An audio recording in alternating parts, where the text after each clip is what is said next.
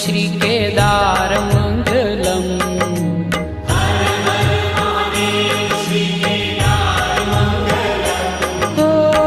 त्रिपुरहर त्रिलोकी आधारमङ्गलम् त्रिपुरहर त्रिलोकी आधारमङ्गलम्